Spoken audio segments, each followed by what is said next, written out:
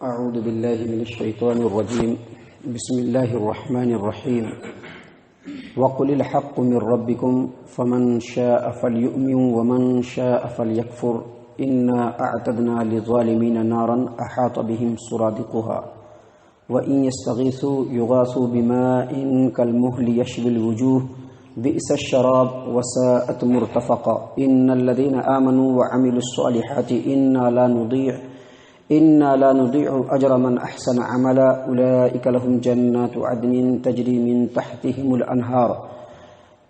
الانهار يحلون فيها من اساور من ذهب ويلبسون ثيابا خضرا من سندس واستبرق متكئين فيها على الارائك نعم الثواب وحسنت مرتفقا۔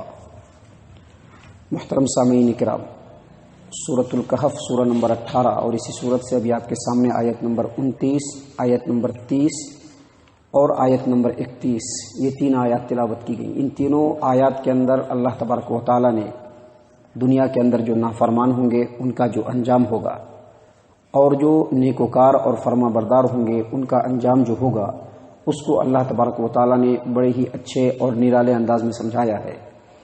اللہ تبارک و تعالیٰ فرماتے ہیں وَقُلِ الْحَقُّ مِن رَبِّكُمْ، اے محمد صلی اللہ علیہ وسلم آپ کہہ دیجئے کہ حق جو ہے وہ تمہارے رب کی طرف سے ہے، یہ میرا نہیں ہے، میری بات نہیں ہے، یہ جو حق بات بیان کی جاتی ہے یہ تمہارے رب کی طرف سے ہے، آپ لوگوں کو کہہ دیجئے۔ یہ جو قرآن کریم کا نزول ہے، اس کے اندر جو لوگوں کے لیے نصیحتیں ہیں، جو باتیں ہیں، اللہ تبارک و تعالیٰ نے جو رستے بتلائے ہیں، جو حق کا رستہ ہے، یہ ہماری طرف سے نہیں ہے۔ اللہ فرما رہے ہیں کہ آپ کہہ دیجئے یہ تمہارے رب کی طرف سے ہے۔ فمن شاء فلیؤمن، تو جو چاہے اس کے اوپر ایمان لے آئے اور ایمان لا کر کے اس پر عمل کرے۔ مطلب یہ کہ جب ایمان لانا ہے تو پورا پورا ایمان لانا ہے، یہ نہیں کہ آدھا تیتر آدھا بٹیر، کہ کچھ جگہوں پر جب ہمارے من کے مطابق باتیں ہیں تو اس کو ماننا ہے، جہاں پر ہمارے من کے مطابق باتیں نہیں ہیں تو اس کو اگنور کر دینا ہے، اسکپ کر دینا ہے، یہ نہیں۔ اللہ فرما رہے ہیں کہ فمن شاء فلیؤمن، اب جو چاہے اس کے اوپر ایمان لے آئے، مکمل طور پر ایمان لے آئے، ومن شاء فلیکفر، اور جو چاہے اس کو چھوڑ دے۔ دنیا کے اندر آپ دیکھیں گے کہ بہت سارے ایسے فرقے بھی آئے ہیں جنہوں نے اللہ تبارک و تعالیٰ کے ایک وحی کو تو مان لیا، قرآن کریم کو، لیکن حدیث کو جھٹلا دیا، کیونکہ حدیث کی جو باتیں تھیں وہ ان کے مرضی کے مطابق نہیں تھی۔ کچھ لوگ ایسے بھی، کچھ ایسی بھی جماعتیں اور ایسی بھی گروپ اس روئے زمین پر آئے ہیں جو حدیثوں میں بھی ان حدیثوں کو مانا جو ان کے مزاج کے مطابق تھا، اور ان حدیثوں کو نہیں مانا جو ان کے مزاج کے مطابق نہیں تھا۔ اللہ تبارک و تعالیٰ نے اسی بات کو یہاں پر بیان فرمایا کہ فمن شاء فلیؤمن، جو ایمان لانا چاہتا ہے وہ بھرپور طریقے سے ایمان لائے، کیونکہ قرآن کریم میں دوسری جگہ اللہ تبارک و تعالیٰ نے یہ بھی فرما دیا ہے یا ایھا الذین آمنوا ادخلوا فی السلم کافہ، اسلام کے اندر داخل ہونا ہے تو پورے طور پر داخل ہو جاؤ۔ اسلام کے اندر جب داخل ہونا ہے تو مکمل داخل ہونا ہے۔ اللہ نے یہی فرمایا کہ جو چاہتا ہے کہ وہ اس پر ایمان لائے تو وہ پورے طور پر ایمان لائے، اور جو چاہتا ہے انکار کرنے کا تو وہ انکار کر دے۔ اللہ تبارک و تعالیٰ کی طرف سے کوئی زبردستی نہیں ہے۔ ہاں، جو انکار کرے گا تو اس کے لیے اللہ تبارک و تعالیٰ نے بیان فرمایا انا اعتدنا للظالمین نارا، ہم نے ظالموں کے لیے آگ تیار کر رکھا ہے۔ اور یہاں پر ظالمین سے مراد مفسرین کے قول کے مطابق وہ لوگ ہیں جو قرآن و حدیث کا انکار کرنے والے ہیں۔ ظالمین سے مراد وہی لوگ ہیں کہ جو لوگ اللہ تبارک و تعالیٰ کے نازل کیے ہوئے وحی کا انکار کرنے والے ہیں، وہ ظالمین ہیں، اور ان کے لیے اللہ تبارک و تعالیٰ نے ایسی آگ یا ایسا جہنم تیار کر کے رکھا ہے۔ اللہ فرماتے ہیں احاط بہم سرادقها، ایسا جہنم تیار کر کے رکھا ہے جس کی قناتیں اس کو گھیرے ہوں گی۔ قنات، ابھی جس طرح سے کہیں پہ ٹینٹ وغیرہ لگایا جاتا ہے تو ٹینٹ کے چاروں طرف سے جو ہے گھیرا ہوا ہوتا ہے، بالکل اسی طرح سے یہاں پر قنات سے مراد جہنم کی چہار دیواری ہے۔ جہنم کو چاروں طرف سے گھیر دیا گیا ہے۔ کیوں؟ اس کے گھیرنے کی وجہ دو ہیں۔ پہلی وجہ یہ ہے کہ جب اس کو گھیر دیا گیا تو اس کے اندر جو آگ سلگے گا، آگ جو لہکے گا، آگ جو دھنکے گا، تو اس آگ کی گرمی جو ہے وہ زیادہ سے زیادہ جہنمیوں پر پڑے گی، اس لیے اس کو گھیرا گیا ہے۔ دوسری وجہ یہ کہ آگ کی لپٹ جو ہے وہ باہر کی طرف نہ جائے، کیونکہ جب باہر کی طرف جائے گی تو باہر کے جو لوگ ہوں گے ان کو اس سے نقصان پہنچے گا، تو اس سے محفوظ کرنے کے لیے چاروں طرف سے گھیر دیا گیا ہے۔ اللہ نے اسی لیے یہاں پر بیان فرمایا کہ ایسی جہنم اور ایسا آگ ظالموں کے لیے، انکار کرنے والوں کے لیے اللہ تبارک و تعالیٰ نے تیار کر کے رکھا ہے۔ کہ اس آگ کو چاروں طرف سے گھیر دیا گیا ہوگا، قناتوں کے ذریعے سے، دیواروں کے ذریعے سے۔ اللہ فرما رہے ہیں اور مزید آگے کہ ایسے انکار کرنے والے ظالموں کا جو انجام ہوگا وہ اور بھی زیادہ بھیانک ہوگا۔ وہ کیسے بھیانک ہوگا کہ جب وہ تپش میں ہوں گے، گرمی میں ہوں گے، عذاب اور جہنم کے سختی کو جھیل رہے ہوں گے، تو اسی دوران ان کو پیاس لگے گی۔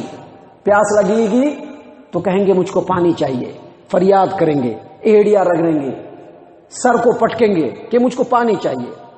آج تھوڑی سی پیاس محسوس ہوتی ہے، گھر کے کونے میں فریج رکھا ہوتا ہے، جاتے ہیں پانی نکال کر کے پی لیتے ہیں، کتنا ٹھنڈا لگتا ہے۔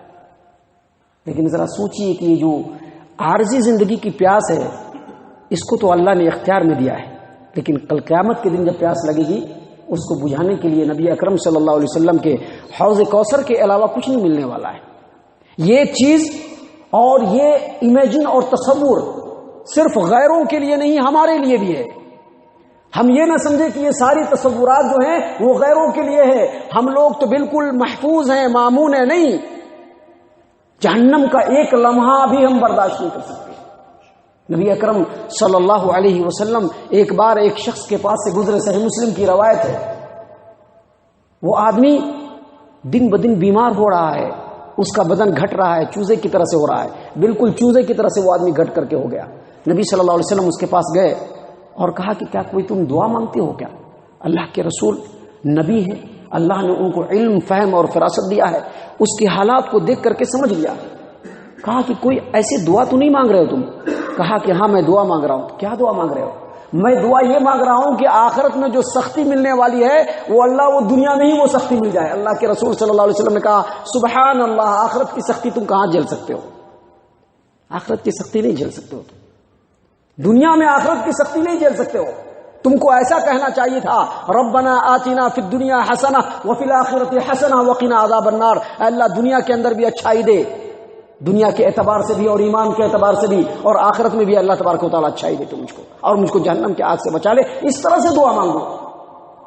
آخرت کا ایک لمحہ برداشت نہیں ہو سکتا ہے، جہنم کا ایک لمحہ برداشت نہیں ہو سکتا۔ ہم لوگ گناہ کر دیتے ہیں یہ سوچ کر کے کہ چلو توحید پرست ہے، تھوڑا جہنم میں جلیں گے اور پھر جنت میں چلے جائیں گے۔ نہیں، جہنم سے بچنے کے بارے میں سوچنا ہے، زبان سے بھی مانگنا ہے، عمل سے بھی وہ ایکٹیویٹی کرنی ہے کہ اللہ تعالیٰ جہنم سے بچا لے، جہنم کو دیکھنے کا اتفاق بھی نہ ہو۔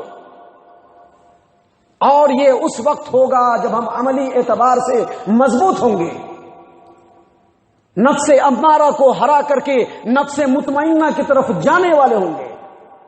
اللہ تبارک و تعالیٰ نے اسی بات کو یہاں پر فرمایا کہ جب یہ جہنمی جہنم کے اندر جائیں گے، جہنم کی تپش سے گھبرائیں گے، پیاس لگے گی تو فریاد کریں گے کہ پانی پانی پانی۔ اللہ فرما رہے ہیں وَإِن يَسْتَغِيثُوا يُغَاثُوا بِمَاءٍ كَالْمُهْلِ يَشْوِي الْوُجُوهَ۔ پانی کے لیے جب فریاد کریں گے تو ایسے پانی سے ان کا سواگت ہوگا، ایسے پانی سے ان کی فریاد رسی کی جائے گی۔ اللہ فرماتے ہیں کالمہل، جو مہل کی طرح سے ہوگا۔ اور مہل کے بارے میں عبداللہ ابن عباس رضی اللہ عنہما کا بیان ہے کہ ایسا غلیظ پانی جو تلچھٹ کی طرح سے ہوگا۔ دیگ میں سالنا بنتا ہے، سالنا جب ختم ہو جاتا ہے تو اس دیگ کو جب دھونے کے لیے جاتے ہیں، دیگچی کو اس میں پانی ڈالتے ہیں تو پانی کیسا ہوتا ہے؟ غلیظ پانی ہوتا ہے۔ فرمایا کہ ویسے ہی ہوگا، لیکن اس کے اندر بدبو بھی ہوگی۔ اور مہل کے بارے میں امام مجاہد فرماتے ہیں کہ مہل کہتے ہیں جہنمی کے خون اور پیپ کے مجموعے کو۔ اور مہل کے بارے میں اکرمہ تابعی کا کہنا ہے کہ مہل کہتے ہیں ایسی چیزوں کو جس کی گرمی اور شدت اپنے انتہا کو پہنچ گئی ہو، اور مہل کہتے ہیں ہر پگھلے ہوئے چیز کو۔ امام قتادہ کہتے ہیں کہ عبداللہ ابن مسعود رضی اللہ عنہ نے ایک مرتبہ بھٹی کے اندر اور سونے کو پگھلایا، اور سونا جب پگھل کر کے اس کے اندر سے جھاگ نکلنے لگا، کہا کہ یہ مہل کی مانند ہے۔ دیکھیے سلف صالحین کس قدر ایک لفظ کے اوپر غور و فکر کیا کرتے تھے، آج ہم کس قدر غور و فکر کرتے ہیں۔ آج ہمارے پاس فرصت نہیں ہے، فرصت نہیں ہمارے پاس۔ یہی سب سے بڑی پریشانی ہے آج ہماری زندگی کے اندر۔ ہماری سوچ کا جو رخ ہے وہ قرآن و حدیث کے مطابق نہیں ہو رہا ہے، اس کی وجہ وہی ہے کہ ہم نے اپنی سوچ کو اس سے ہٹا دیا ہے۔ اللہ نے قرآن کریم کے اندر ایک جگہ نہیں بلکہ متعدد جگہ کہا ہے کہ قرآن کریم کے پر تدبر کرو، غور کرو، فکر کرو، کیونکہ تمہاری زندگی کا صحیح راستہ متعین کرنے والا یہی قرآن کریم ہے۔ ایک محل کے بارے میں سلف صالحین نے کس قدر تحقیق کیا۔ عبداللہ ابن مسعود رضی اللہ عنہ بھٹی کے اندر گئے، سونے کو پگھلایا، جب اس کے اندر سے جھاگ نکلنے لگا تو کہا کہ یہی محل ہے، اور بالکل محل کے مشابہ ہے۔